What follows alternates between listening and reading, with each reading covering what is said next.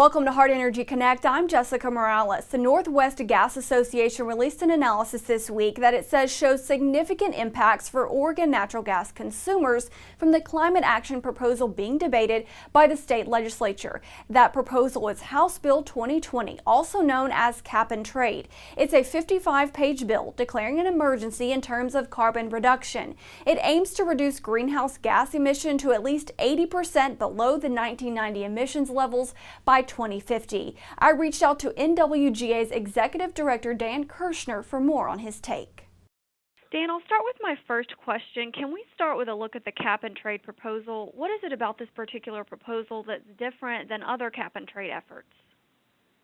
Well, I think it's important to understand, first of all, that as a natural gas industry here in Oregon, we're not opposed to carbon pricing or cap and trade or any of those kinds of things, but we do want to be sure that our customers are treated fairly and equitably. And this particular measure is different than any other that's been enacted in that it provides electric utility customers with free allowances for 10 years while it provides zero allowances for natural gas customers from the very outset of the program. Now, I should note that it does provide allowances for low-income natural gas customers. So they're trying to make a provision there for folks who would be inordinately hit by the bill. But the rest of the natural gas customers across Oregon, residential and commercial, receive no consideration. And that's different than the California program, which treated the electric and the gas side similarly, allowing allowances for both. It's different than Quebec. It's different than any that I'm aware of. The NWGA analysis indicates that the bill, as currently written, would impact the cost of gas bills for Oregon consumers. You touched on that a little bit. Can you expand on that a little more? Yeah, from the outset, I think the first year of the program, 2021, residential and commercial customers can see in the neighborhood of a 15 to 20% increase in their rates, accelerating up past 50% by 2040.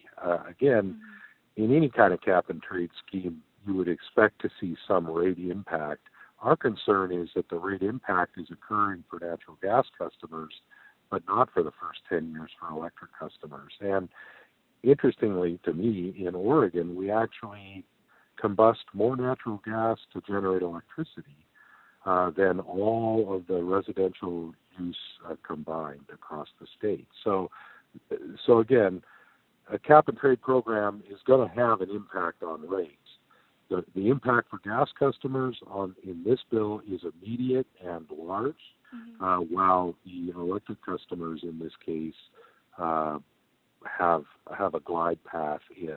And Oregon is already below national average in terms of emissions, correct? So can you talk a little bit about that? Well, yeah, our emissions are pretty low in Oregon because we have a lovely hydropower resource here. So on the electric side, interestingly, in our particular neck of the woods, Washington, Oregon, Idaho, the Northwest in general, we have a really great hydropower resource. So in many other regions across the U.S., the largest contributor to a state's greenhouse gas emissions profile is often the electric generation fleet.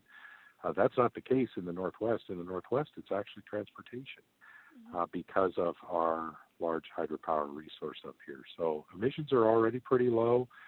But again, I want to make sure that I'm making clear if policymakers in the state think that a cap and trade, that we need to be taking action with regard to reducing carbon emissions in Oregon,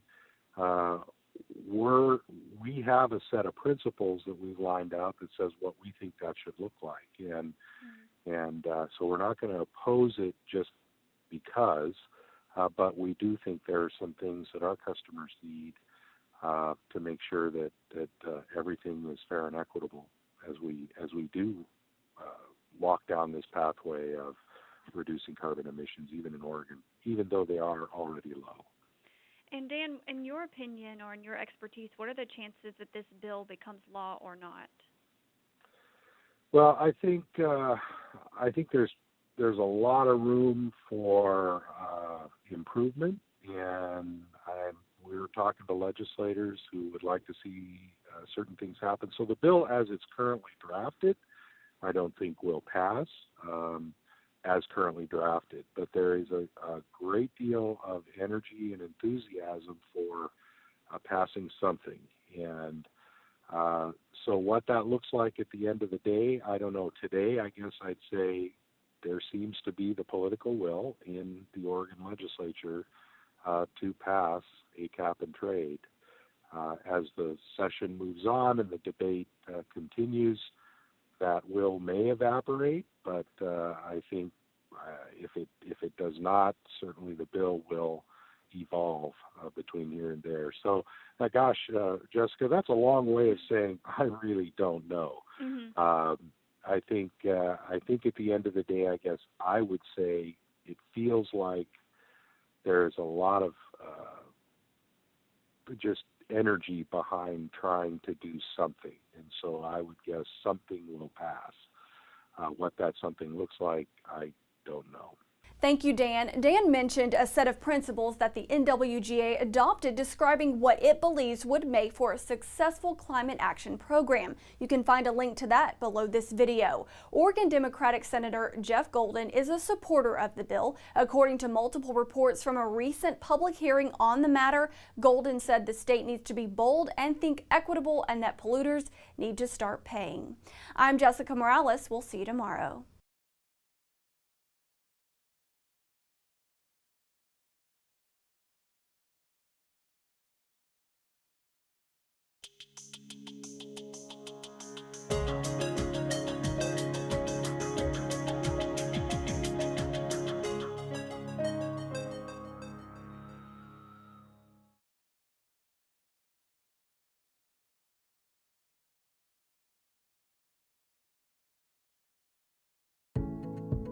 For more Hart Energy videos, follow our social media channels.